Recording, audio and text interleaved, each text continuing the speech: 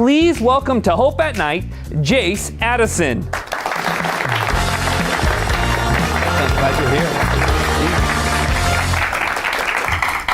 here. Jace, so you grew up going to church. Mm-hmm. Why in the world did you leave your church as you got older? Yeah, so as a kid, I had some supernatural experiences that were relatively minor than what I faced later on in life. But those coupled with the fact that as I was going into high school, I learned more about the theory of evolution, and I was starting to get an interest in partying and drinking and doing all that kind of stuff. I started to see less and less need of a God in my life. So eventually, whenever I was in the middle of high school, I refused to go to church anymore. Okay. Yeah. So you begin to drift away from the church, if that sounds right? Yes. And you were attracted to things of the world, the partying, the lifestyle, all that stuff.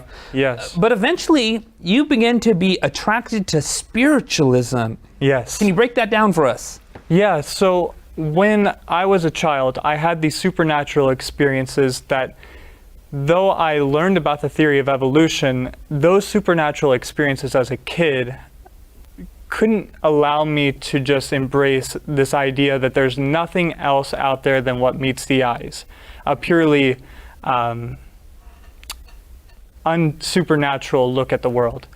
So I started to study into other religions because I didn't think Christianity was the way, because I didn't really see practical Christianity lived out in my life, and nor did I see a reason to believe in the Bible. So if I get this right, you still felt that longing for spirituality. Yes. You just didn't find it in the church Yes. at that time. Okay. Yes, so I started to study into the religions of Native Americanism, shamanism, Buddhism, and Hinduism. And as I was studying, I learned how these different religions could actually harmonize pretty well with the theory of evolution. The theory of evolution has a teaching that when successive generations repeat one after another, they get more and more advanced. And it's kind of an open-ended question what the theory of evolution leaves it to, but these other religions kind of filled in that question for me. They say after successive lives and reincarnations, or however you want to view it, we eventually become gods. Right. And so I thought, whoa, so these religions are harmonizing with the science that I was learning in high school, and it's answering the open-ended question. So I started to study into those religions and learning about this whole idea of becoming a God. Mind you, I never understood what the Bible said about, what the serpent said to Eve back in Genesis chapter 3. So I just went on with it. What was the devil's first lie to Eve? One is, you shall not surely die. The second one was that you will be as gods, knowing good and evil. So as weird as it sounds, that was my course of study. As I went into college, I started to study into how to become a god. Now that sounds really weird, but I ended up coming across the books by Aleister Crowley. For those who don't know, Aleister Crowley was labeled the most wicked man of the 18th century, and he was the advisor for Anthony LaVey, who was the founder of the Church of Satan later in the 19th century. So I read his books, and I learned that there were these beings, these spiritual beings that some people call them demons, some people call them spirits. Basically, they want to help us get to that point where we can become gods. And I said, oh, well, that sounds pretty useful. So you begin to explore some of this literature and embrace some of this philosophy of ascending into gods, Yes. right? Yes, I did. What supernatural experiences did you begin to have at this time? Well, there was a lot of supernatural experiences before I started reading his books. I would get into astral projections, which is basically out-of-body experiences. I would do a lot of meditation and getting into trances through different music styles that I was listening to. But whenever I started reading his books, he would detail rituals that could be done to contact these spirit beings. And to be honest, I thought that some of his rituals were overcomplicated, and I thought, if these spirit beings want to talk to me, they'll talk to me. So I did a simplified version of his ritual, and that night there was 3 beings in the exact description that he laid out in his book that appeared before the foot of my bed, and we talked. And was this during a dream? Was this during a trance? I was awake. Okay. I was awake during this time. And so as I was talking to these beings, the reason I communicated to them is because I said I had questions and I wanted answers. And I thought that these would be some good people to talk to. And a lot of people ask me, weren't you scared during this time? I actually was more comfortable talking to them than a lot of people in my life. They were very friendly, very, very comforting to be around during that time of my life. And that's really a lesson to be learned, is just because something is evil doesn't necessarily mean that it has to make you feel uncomfortable. Right. So as I started communicating with them after that night, I was able to ask them questions about different things that I had throughout the day. And the answers would come to me either through impressions. Sometimes there would be audible voices that would tell me the answer, or other times they would just set up circumstances perfectly to where I would study something out and learn more about the questions that I had. So the interactions that were taking place between you and these spirit beings, how long did that last for? Just around 1.5 years. With all of this that was taking place, what led you back to God? So as I progressed more in talking to these beings, there was a lot of changes that took place in my life.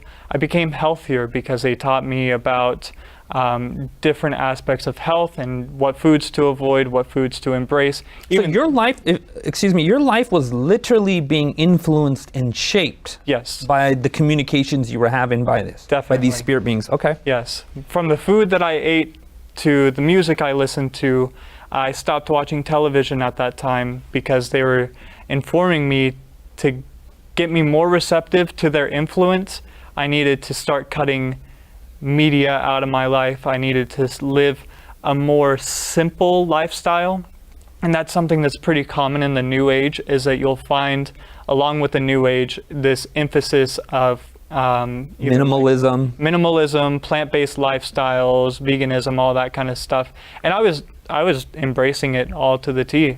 I did. Jace, it doesn't seem like they had a negative influence on your life. It seems fairly positive. It seems positive, but I think the most dangerous poison isn't the poison that's in the veil that says poison. I think the poison that's the most dangerous is the one that's in your food. And it's something that's mixed with truth.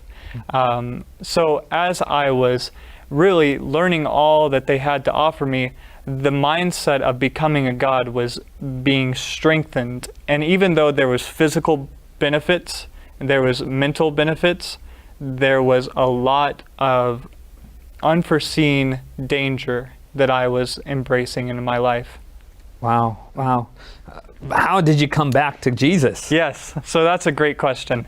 As I talked to the demons more, they offered me more and more, to the point where they said, you can have whatever you want. You can have all the money, you can have all the fame, you can have all the pleasures of this world that you want, but we want a commitment out of you. And by this time, I had seen so much suffering that their system had brought upon people that I didn't want anything to do with it. And I knew that was the Holy Spirit working in my life at that time, because naturally, my selfish heart would want everything that they were offering, even if it was at the expense of other people. So for about 6 months straight, I really was having a hard spiritual time. At first, the demons, whenever I talked to them, they were very comfortable to be around, but then they started appearing into forms that terrified me really bad. Sometimes they would appear before me and my girlfriend at the time. Other times they would appear before me and a group of friends. And I guess that was the most awakening time that I knew I was in trouble is that I couldn't just say, oh, it's my mind at this point, because there was other people seeing the exact same things that I was seeing. Wow. And that really scared me in the time. So you started, the experience became negative. It went from being positive to become more negative, more harassing.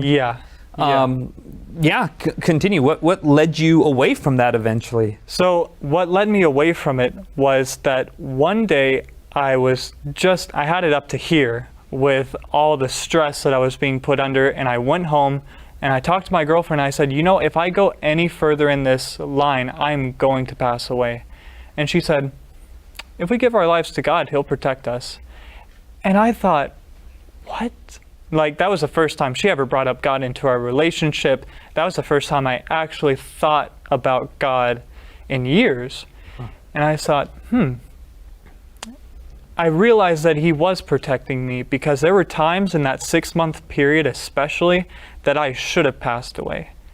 But I didn't, because in the right moment, something would work out perfectly where I wouldn't get into that auto accident. I wouldn't get into other dangerous situations, and I would escape scot-free. So then I realized not only was God protecting me in the time whenever I didn't know Him, and in fact the only time I was talking about Him was in cursing, but He was protecting me to get me to that point to make an intellectual decision whether to serve Him or to not. So if I'm understanding this right, during that 6-month period you were in contact with these spirits, you were also experiencing some very dangerous things. Yes, and you very much so. You sensed in retrospect God had been preserving your life through it all. Yes. Would you be able to describe what one of these experiences were? Yeah, so one of these experiences was multiple times what would happen is I would be driving down the road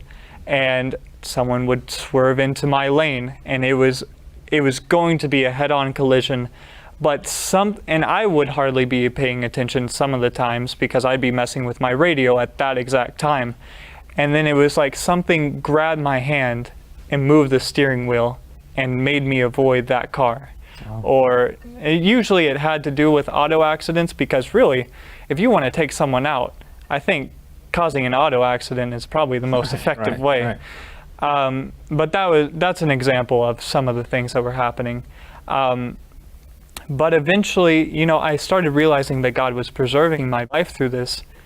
And I realized that when I wasn't serving God, God was seeking my best. When I wasn't serving the demons and doing what they wanted me to do, well, they were just scaring me half to death. And I started comparing what they were like to what God was like, and I was like, who wouldn't want to serve God?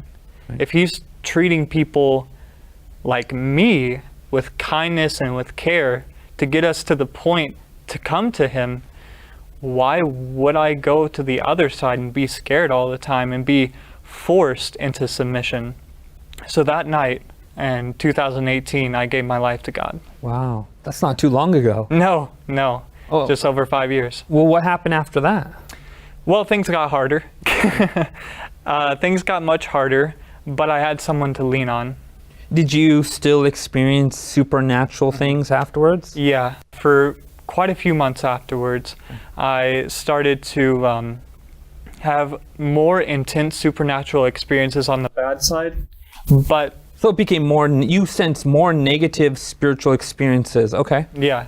But at the same time, I was having positive spiritual experiences whenever I was studying God's Word, whenever I was praying. But I guess the demons knew that I was coming to God, so they wanted to double down on their efforts. Sounds like a very fierce battle was taking place. It was pretty rough. Wow. Yeah. So what have you been up to since that time? Yeah, so shortly after I became a Christian again, I started to go to a little school called Washita Hills College in Arkansas, and I studied biblical studies there. I graduated and now am functioning as a lay pastor of my hometown church. Wonderful. Which is really strange because I was the black sheep of the town, but now I'm a pastor in that same town, and it's just really amazing to see God working in that. That is amazing. The way that God changes and transforms our